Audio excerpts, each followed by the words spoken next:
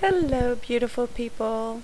It's Tuesday and bringing you a layout.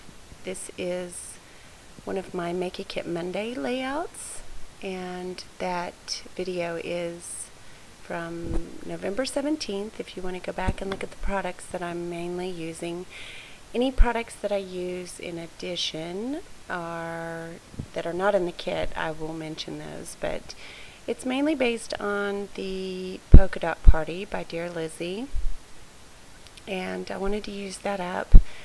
It is, at the time when I got it, I just had to have it, and it has actually been a bit of a struggle to use because I'm really liking bright colors or pastel colors these days, and although they are pastel, they seem a bit muted to me. And so I'd rather have more clarity is what I'm finding in my colors. And so I'm glad I'm using this, because if my taste got any more colorful, then I may never use this. And I really loved it when I got it. And I do like the way the layouts are turning out. The only thing I really have added paper-wise is either a few scraps or some white American Crafts cardstock.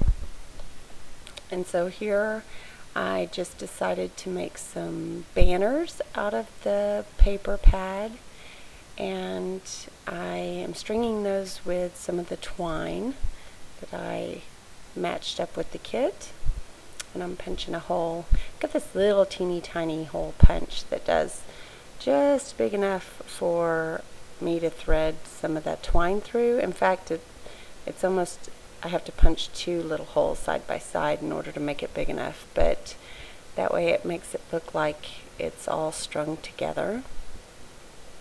And I did distress the edges of those banners so that they set up a little bit more, especially the larger ones. And the picture that I'm using is when Misty and Cortland and Lori and Brooklyn and Zach were all here for a visit, November 5th. Lori and Zach decided that since they were in Dallas, they were going to pick up a little pit bull puppy that they've been wanting, or Zach has been wanting.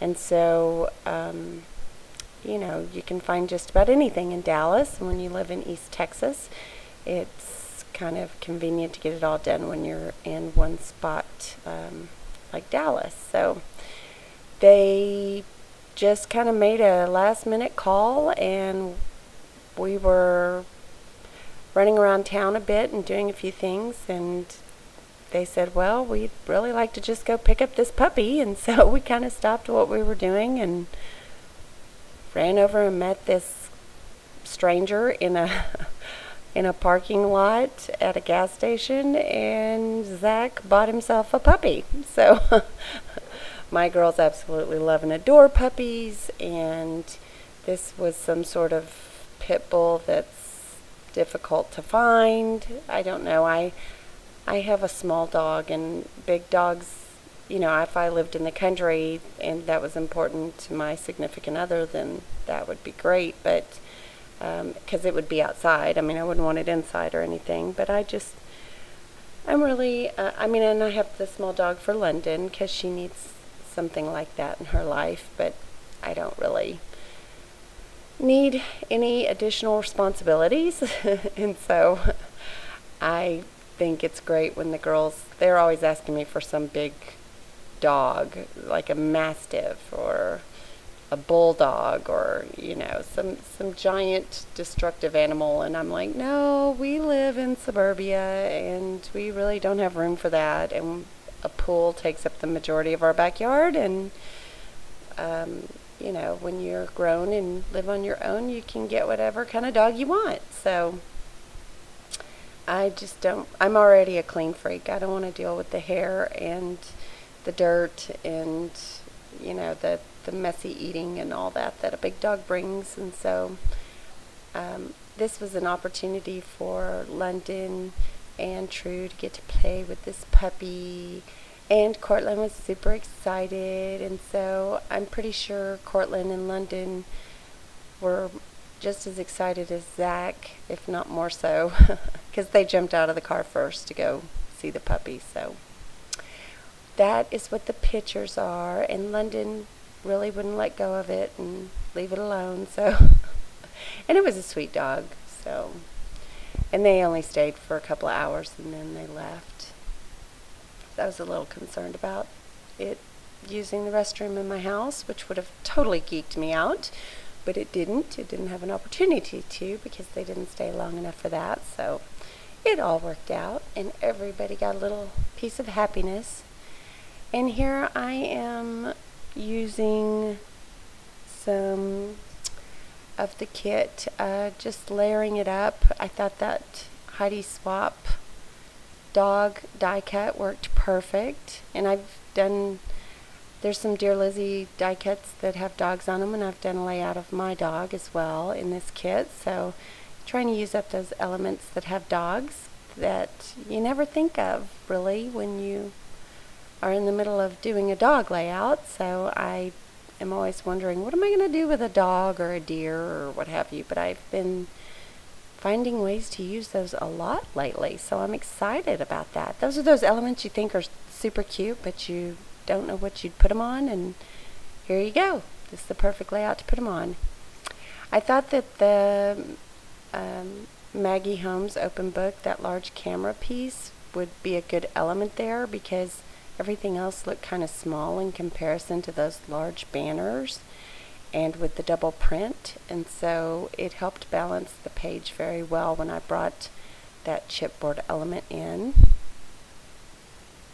And yeah, I've been having a lot of luck with the acetate pieces in this, and I've been keeping the backgrounds kind of simple and not using as much pattern paper for the main background, and that seems to work really well when using those transparencies or acrylic elements. And I've used a bunch of those Dear Lizzie stickers. I think I'm on, this is like layout number 4 if we're going in an order of that Make It Kit Monday, but I've actually made, I think, 10. And I'm really expecting to get at least 20, if not more, out of the kit that I pulled together. So it is going very well. And I think the only thing I pulled that I did not have was the punch I used from Hobby Lobby to make the banners, and some of that Peach Bellini ink by Adirondack, and that's in the lights. And everything else is from the kit. I think I do a little bit of stamping. Oh, that, you know what, that acrylic ink by Heidi Swap was not in the kit, but I didn't end up using it, I don't think, because it was so dry. It was awful. It was just, I don't know what to do. I'm gonna have to mix some glaze or some product that a medium to help dilute it, because it's almost chalky and so dry that it won't set up on paper. So I'm trying to fiddle with painting something right now, and I think I end up pitching it. It didn't work out. You know, you just gotta kind of work with what you have. And I think I ended up pitching that glossy accents too, because it's gotten so thick at the bottom. I used my glue gun. And the glue gun works well on the Mod Podge melts, but don't do it for too long.